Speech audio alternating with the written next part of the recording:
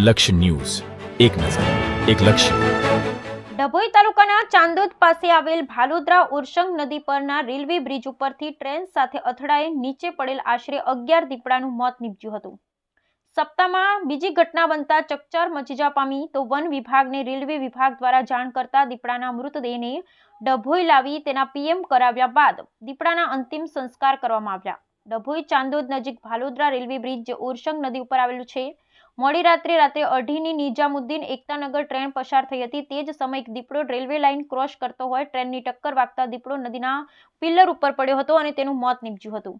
ઘટનાની જાણ ડભોઈ વન વિભાગને કરતા વન વિભાગમાં આરએફઓ કલ્યાણીબેન ચૌધરી સહિત ફોરેસ્ટર હંસાબેન રાઠવા, કાંજલબેન તેમજ રાજેશ્વરીબેન અને જિગ્નેશભાઈ સહિતનાઓ સ્થાનિક એનજીઓ નેચર હેલ્પ ફાઉન્ડેશનના જિગ્નેશભાઈ માછી અને ડભોઈ નેચર સેવિંગ ફાઉન્ડેશનના આકાશ વસાવા, પ્રેમ વસાવા, મિહિર વસાવા ને સાથે રાખી દીપડાના મૃતદેહને ડભોઈ લાવી દીપડો આશરે 11 વર્ષીય નર દીપડો હોય તેની પીએમ અર્થેની કાર્યવાહી હાથ ધરી. જો કે સપ્તાહમાં આ બીજી ઘટના હોય આ વિસ્તારમાં, જેને લઈ વન વિભાગ દ્વારા રેલવેમાં આ વિસ્તારમાં ફેન્સિંગ માટે કાર્યવાહી કરવા લેખિત જાણ કરવામાં આવી હોવાનું જાણવા મળ્યું છે. વન વિભાગ દ્વારા કાર્યવાહી બાદ દીપડાને અંતિમ સંસ્કાર આપવામાં આવ્યા હતા.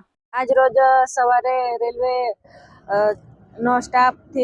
રેલવેનો ચાણોદ સ્ટાફ દ્વારા અમને માહિતી મળી કે દીપડાનું મૃત્યુ થયેલ છે. તો તાત્કાલિક એનજીઓનો સ્ટાફ અને અમારા ફોરેસ્ટ ડિપાર્ટમેન્ટના સ્ટાફ સાથે તાત્કાલિક ઘટના સ્થળે પહોંચી અને સ્થળ તપાસ કરતા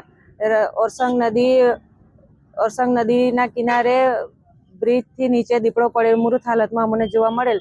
તો એમને અમે તાત્કાલિક પશુ દવાખાને લઈ જઈ પીએમ કરાવી અને અગ્નિ સંસ્કાર કરેલ છે. દીપડાનું શું એજ હશે અને કઈ રીતે? દીપડો 11 વર્ષનો છે.